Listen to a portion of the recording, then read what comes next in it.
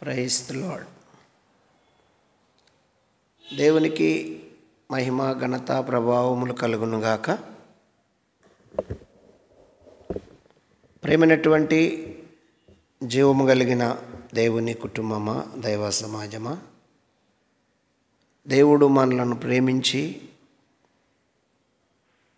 మరొక పునరుత్థాన దినము ఆదివారాన్ని ప్రభు మనకిచ్చాడు. అందుని బట్టి దేవుని స్తుతిద్దాం. హల్లెలూయా. గడిచిన కాలమంతా, గడిచిన వారమంతా ఆయన సజీవమైన రెక్కల కింద దాచి భద్రపరిచి కాచి కాపాడి సురక్షితంగా ఈరోజు పునరుద్ధాన పండుగ చేసుకోవటానికి, పునరుద్ధానపు ఆరాధన చేయటానికి, యేసు ప్రభు శరీరం తినటానికి, రక్తం త్రాగటానికి దేవుడు చక్కటి అవకాశం ఇచ్చాడు. హల్లెలూయా. చాలామంది ఈ రోజును చూడలేని వారు ఉన్నారు ప్రియ దైవజన్మ. అయితే మనలను సజీవులుగా కాపాడిన దేవునికి కృతజ్ఞతలు చెల్లిస్తూ ఈ పునరుద్ధాన దినము, ఈ నూతన దినము, ఆదివారం రోజు పరిశుద్ధాత్ముడు మనకిచ్చిన వాక్యమును, ఒక వాక్యమును చదువుకొని క్లుప్తంగా దైవధ్యానం చేసి ప్రార్థన చేసుకుందాం. ఓకేనా? రండి ప్రియ దైవజన్మ. ఫిలిప్పీలకు రాసినటువంటి పత్రిక 3వ అధ్యాయము 9వ వచనాన్ని చదువుతున్నాను. ఫిలిప్పీ పత్రిక 3వ అధ్యాయము 9వ వచనం చదువుతున్నాను. క్రీస్తును సంపాదించుకొని ధర్మశాస్త్ర మూలమైన నా నీతిని కాక క్రీస్తు యేసునందలి విశ్వాసము వలన నీతి అనగా విశ్వాసమును బట్టి దేవుడు అనుగ్రహించు నీతి గలవాడనై ఆయన యందు అగపడు నిమిత్తము ఏ విధము చేతనైనను మృతులలో నుండి నాకు పునరుద్ధానము కలుగవలెనని ఆయన మరణ విషయములలో సమా అనుభవము గలవాడనై ఆయనను ఆయన పునరుత్థానమును ఎరుగు నిమిత్తము ఆయన శ్రమలలో పాలివాడునగుట ఎట్టిదో ఎరుగు నిమిత్తమును సమస్తమును నష్టపరుచుకొని వాటిను పెంటతో సమానంగా ఎంచుకొనుచున్నాను. ప్రార్థన. పరిశుద్ధుడు, ప్రేమ కలిగిన తండ్రి, స్తోత్రాలు. చదవబడిన వాక్యాన్ని ప్రభువా ఇరిచి మాకు వడ్డించండి, సారాంశం తెలియచేయండి. పౌలు యొక్క ఆశ, తృష్ణ, హృదయాభిలాష ఏమై ఉన్నదో మాకు అటువంటి ఆశ, తృష్ణ, హృదయాభిలాష మా అందరికీ దయచేయండి. వాక్యం వినటం వలన విశ్వాసం కలుగుతుంది. అందరు విని సారాంశము అర్థం చేసుకోవటానికి మీరు మాట్లాడి మీ నామానికి మహిమ తెచ్చుకోమని, చిన్నమని మీ పాసనకు చేర్చుకోమని యేసునామములో అడుగుతున్నాను తండ్రి. ఆమేన్. హల్లెలూయా. దేవునికి స్తోత్రం. క్రీస్తునందు నాకు అత్యంత ప్రేమైనటువంటి జీవం కలిగిన దేవుని కుటుంబమా, దైవ సమాజమా, మరి ఈ రోజుల్లో ఎక్కడ చూసినా, ఎటు వెళ్ళినా మనకు కనబడుతుంది ఏమిటంటే అవినీతి. ఎక్కడ చూసినా అవినీతి, దుర్మార్గత, దుష్టత్వము, ఏమండి ఘోరమైనటువంటి కార్యక్రమాలు జరుగుతున్నాయి. నీతికి వ్యతిరేకంగా ఎన్నో మనకు కనిపిస్తున్నాయి. ఎక్కడ ఎతికినా నీతి దొరుకుద్ది అనుకుంటే, నీతిమంతులు ఉంటారనుకుంటే చాలా తక్కువలో కనిపిస్తుంటారు, చాలా తక్కువలో కనిపిస్తుంటారు. అయితే కూడా మరి పరిపూర్ణమైనది కాదు, పరిపూర్ణమైన నీతి కాదు.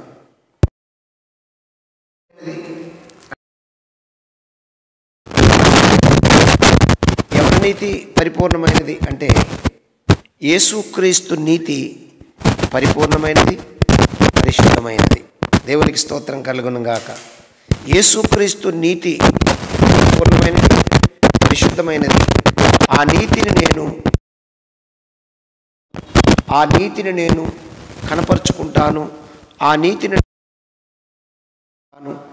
నీతికి నేను సాక్షినై ఉంటాను అన్నాడు. ఇక్కడ మనం చూస్తే ఆయన చెప్పినటువంటి స్పష్టమైన మాట, క్రీస్తును సంపాదించుకొని ధర్మశాస్త్ర మూలమైన నా నీతి కాక క్రీస్తునందలి విశ్వాస మూలమైన నీతి అనగా విశ్వాసమును బట్టి ఆయన యందు అగపడు నిమిత్తము దేవుని నీతి అని పౌలు భక్తుడు తెలియజేస్తున్నాడు. ఈ దేవుని నీతి ఎలా ఉంటుంది, ఈ దేవుని నీతి గురించి ఎవరు సాక్ష్యం ఇచ్చారు అనేది మనం కొన్ని విషయాలను జాగ్రత్తగా మరి అర్థం చేసుకుంటూ ధ్యానం చేద్దాము. దైవ జనాంగమా, కొన్ని విషయాలు మనము గమనించినట్లయితే ఇక్కడ మరి ఆయన గురించి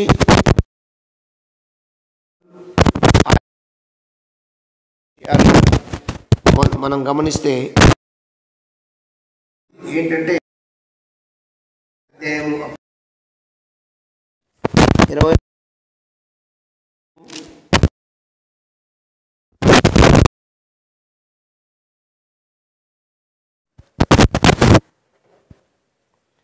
15వ వచనములో మనం గమనిస్తే అక్కడ ఒక మాట, కాబట్టి మీరు మహాసభతో కలిసి అతన్ని గూర్చి మరి పూర్తిగా విచారించి తెలుసుకొనబోవునట్లు అతనిని మీ యొద్దకు తీసుకొని రమ్మని శాస్త్రాధిపతితో మనవి చేయుడి. అతడు దగ్గరకు రాకమునుపు మేమతన్ని చంపుటకు సిద్ధపడి ఉన్నామని చెప్పిరి. అతడు దగ్గరికి రాకమునుపు మేము అతన్ని చంపుటకు సిద్ధపడి ఉన్నాము అని అక్కడ పౌలును చంపడానికి కాచి ఉన్నప్పుడు పౌలును చంపాల్సినటువంటి అవసరం ఏముంది? పౌలు మీద ఎందుకు అంత బాధ అంటే, పౌలు క్రీస్తును సంపాదించుకొని పౌలు ఈ భూలోకంలో ఉన్న నీతి ఒకటే నీతి కాదు, ఇంకా ప్రశస్తమైన నీతి ఉన్నది, ఆ నీతి క్రీస్తులో ఉన్నది అని పౌలు ఎప్పుడైతే పోరాటం చేస్తున్నాడో అది వాళ్ళకు నచ్చక వాళ్ళు చేసిన పని ఏమిటంటే పౌలును చంపాలని, పౌలును ఎలాగైనా భూమి మీద లేకుండా చేయాలని వాళ్ళు కంకణం కట్టారు. ఇంకొక చోట చూస్తే మరొక చోట అదే అపోస్తుల కార్యాల గ్రంథం 19వ అధ్యాయము 30వ వచనంలో కూడా ఒక మాట కనపడుద్ది. పౌలు జనులు మహాసభ యొద్దకు ఎల్లదలిచెను కానీ శిష్యులు ఎల్లనీయలేదు. మరియు ఆసియా దేశాధికారుల్లో కొందరు అతనికి స్నేహితులయుండి అతని యొద్దకు వర్తమానం పంపి నీవు నాటకశాలలోనికి వెళ్ళవద్దని అతన్ని వేడుకొనిరి. అంటే అక్కడ కుట్ర జరుగుతుంది పౌలు మీద. పౌలును చంపాలని అతనికి తెలిసిన వారు ఉన్నారు. ఎందుకంటే పౌలు కూడా యూదుడు కాబట్టి, ఆ ప్రాంతపు వ్యక్తి కాబట్టి, ఆ సమాజం పౌలుకు స్నేహితులు ఉన్నారు. పౌలును చంపడానికి కుట్ర జరుగుతుందని వాళ్ళు వర్తమానం పంపారు. అంటే ఇంత కుట్ర జరుగుతున్నా, ఇంత ఇబ్బంది పెడుతున్నా ఎందుకు ఆయన క్రీస్తు కొరకే ఉన్నాడంటే ఈ లోకంలో నీతి సరిపడలేదు. ఒకప్పుడు చాలా నీతిమంతుడు ఎవరు? పౌలు భక్తుడు. ఒకప్పుడు చాలా నీతిమంతుడు ఎవరు అంటే ఈ పౌలు భక్తుడు. చూడండి, బైబిల్ సాక్ష్యం ఇస్తుంది. ఈ భూలోకంలో ఉన్నప్పుడు కూడా పౌలు ఎటువంటి వాడంటే మరి నీతిమంతుడే అని లేఖనము సాక్ష్యం ఇస్తుంది. ఆసక్తి విషయము సంఘమును హింసించువాడనై ధర్మశాస్త్రము వలనైనా నీతి విషయము అనిందుడినై ఉంటిని. అంటే ధర్మశాస్త్రమున్న నీతికి ఎటువంటి నిందలేనివాడుగా అనిందుడిగా ఉన్నాను అని సాక్ష్యం ఇస్తున్నాడు. అయితే ఈ నీతి సరిపడలేదు, భూలోకంలో నీతి సరిపడలేదు. మరి స్వచ్ఛమైన నీతి, నిజమైన నీతి ఎక్కడున్నది అంటే యేసులో ఉన్నదని పౌలు గ్రహించాడు. గ్రహించినటువంటి ఆ పౌలు ఏం చేస్తున్నాడు అంటే క్రీస్తును సంపాదించుకోవాలని చాలా ఆశపడుతున్నాడు. క్రీస్తు కొరకే తన జీవితమని ప్రయాణము చేస్తున్నాడు. ప్రియ దైవజనమ, మనము ఇంకొక వాక్యం చూసినట్లయితే 19వ అధ్యాయము ప్రకటన గ్రంథము 8వ వచనాన్ని చదివితే అక్కడ ఈ నీతికి ఎందుకు పౌలు ఇంత పోరాడుతున్నాడు, ఈ నీతిలో ఏముంది అని చూస్తే అక్కడ మనకు కొన్ని విషయాలు కనబడుతున్నాయి. 8వ వచనం ఏమని రాయబడింది? 8వ వచనంలో, మరియు ఆమె ధరించుకొనుటకు ప్రకాశములను నిర్మలమైన సన్నపు నారబట్టలు ఆమెకు ఇయ్యబడెను, అవి పరిశుద్ధుల నీతి క్రియలు. దేవునికి స్తోత్రం కలుగునుగాక. అంటే ఈ నీతి రేపు వధూ సంఘము ధరించుకోబోతుంది, పెళ్లి కుమార్తె ధరించుకోబోతుంది. ఆ ధరించుకోబోయే ప్రశస్త వస్త్రములు ఏంటంటే నీతి వస్త్రములను, న్యాయమైన వస్త్రములను, పరిశుద్ధమైన వస్త్రములను. అందుకే ఈ నీతి వస్త్రముగా మారాలని సంఘకన్యక ధరించుకుండే ఆ ప్రశస్తమైన వస్త్రముగా ఈ నీతి క్రియల ద్వారా దేవుడు ధరించుకోవటానికి సరిపడా నీతిని సాధించాలని పౌలు కంకణం కట్టుకున్నాడు. దేవునికి స్తోత్రం కలుగునుగాక. ఇంకా మనం చూసినట్లయితే అవి పరిశుద్ధుల నీతి క్రియలు సన్నపు నారలను బట్టి అని రాయబడింది. కీర్తన 4:1 కూడా ఒక మాట మనకు కనబడుతుంది. కీర్తనకారుడు ఏం చెబుతున్నాడు చూడండి. 4వ కీర్తన 1వ చరణంలో కీర్తనకారుడు ఏమని చెబుతున్నాడంటే,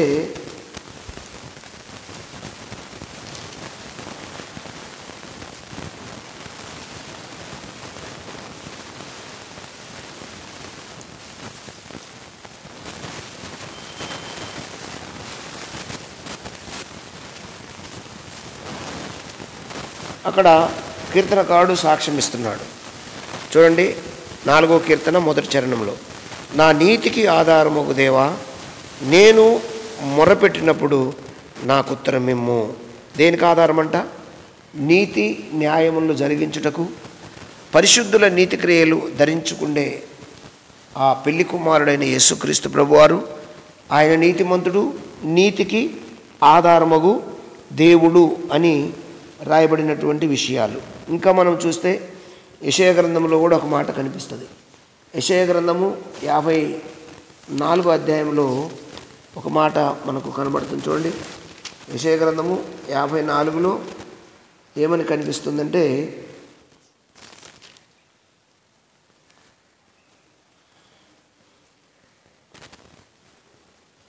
చూడండి 14వ వచనంలో, నీవు నీతి గల దానివై స్థాపింపబడదువు,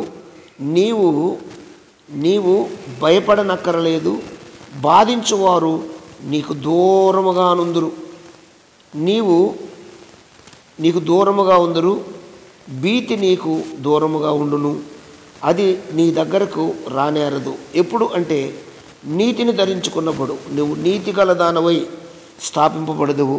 అంటే పెళ్లి కుమార్తె వస్త్రములు, ప్రశస్త వస్త్రములు, పెళ్లి కుమారుడు పెళ్లి కుమార్తె వివాహం చేసుకున్నప్పుడు ఏ నీతిగల వస్త్రములైతే ధరించబడతాయో ఆ ధరించబడటానికి నీ నీతి క్రియలే, నా నీతి క్రియలే, మన నీతి క్రియలే. దైవజనాంగమా, ఈ విషయం మర్చిపోవద్దు. కాబట్టి అందుకు పౌలు ఏం చేస్తానంటే, నేను క్రీస్తును సంపాదించుకొని దేవుని ఎదుట నిలబడాలని నాకు ఆశ ఉన్నది అంటాడు. ఈ భూలోకంలో ఎన్ని లాభకరమైనవి, ఎన్ని ఆరోగ్యకరమైనవి, ఎన్ని మంచి అనబడినవి ఉన్నా పౌలు భక్తుడు దేవుని మాటనే ఎన్నుకున్నాడు, దేవుని వాక్యానికి లోబడ్డాడు, సర్వసత్యానికి నిలబడ్డాడు. ఎవరు అంటే అపోస్తులైన పౌలు. కనుక ఈ విషయాన్ని మనము చాలా జాగ్రత్తగా గమనించవలసినటువంటి విషయం ఉంది. ప్రియ దైవ జనాంగమా, గమనించి అర్థం చేసుకోవాలి. చూడండి, మత్తయి సువార్తలో కూడా ఒక మాటను చూస్తే అక్కడ 18వ అధ్యాయము 35వ వచనంలో ఒక మాట కనబడుతుంది. 35వ వచనంలో, మీలో ప్రతివాడు తన సహోదరుని హృదయపూర్వకంగా క్షమింపని ఎడల నా పరలోకపు తండ్రియు ఆ ప్రకారమే మీ ఎడల చేయును. అంటే నీతిమంతుడు నీతి క్రియలు జరిగిస్తాడు. తర్వాత హృదయము క్షమాగుణం కలిగి ఉండాలి. నీతిమంతుల్లో ఉండేది క్షమాగుణము.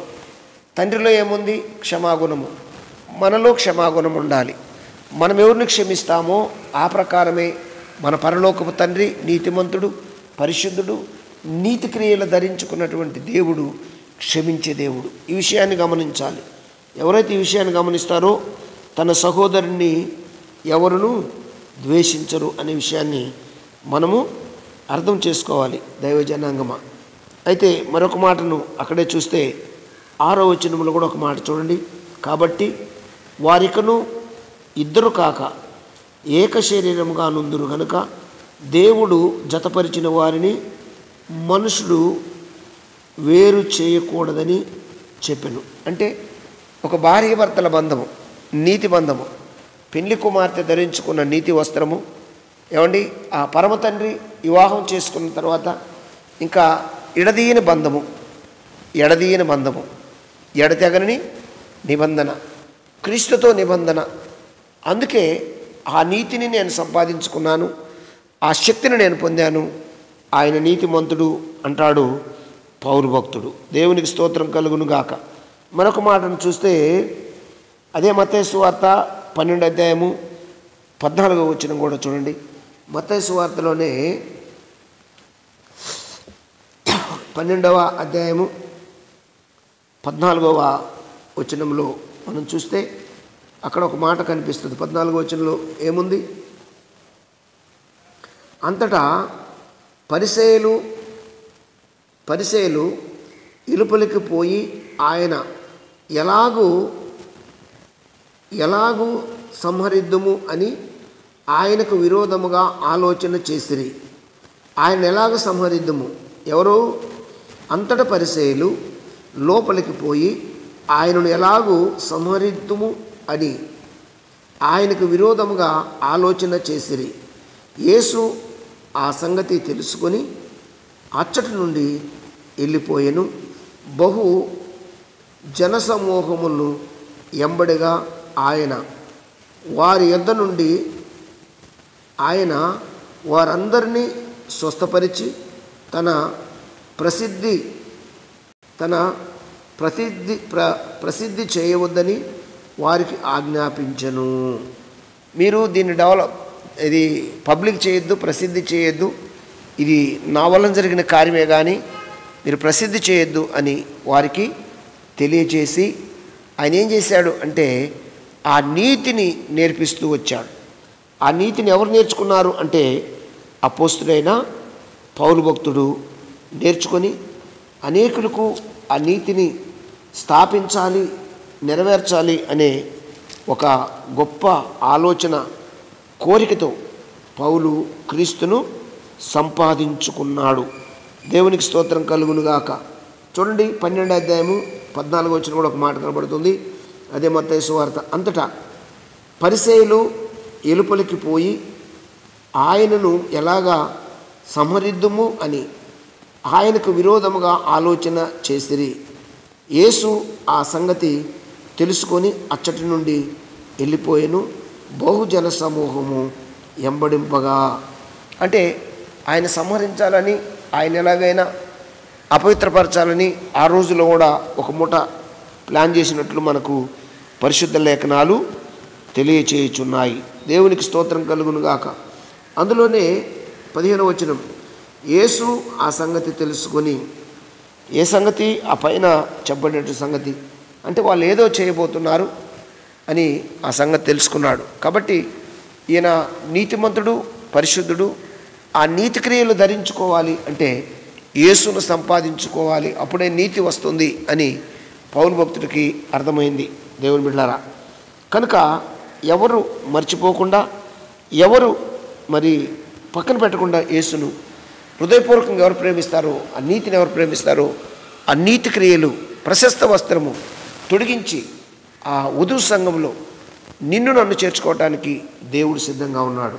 కాబట్టి ఆ విధంగా ప్రతి ఒక్కరూ ఈ పునరుద్ధాన దినంలో నిర్ణయం తీసుకొని క్రీస్తు కొరకు నేను బ్రతుకుతాను, క్రీస్తు కొరకు సాక్షిగా ఉంటాను అని ఎవరు నిలబడతారో వారిని దేవుడు దీవించడానికి సిద్ధంగా ఉన్నాడు. ప్రార్థన చేద్దామా?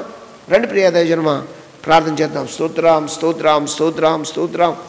పరిశుద్ధుడు, ప్రేమ కలిగిన తండ్రి, హృదయపూర్వక కృతజ్ఞతాస్తుతులు చెల్లిస్తున్నాను.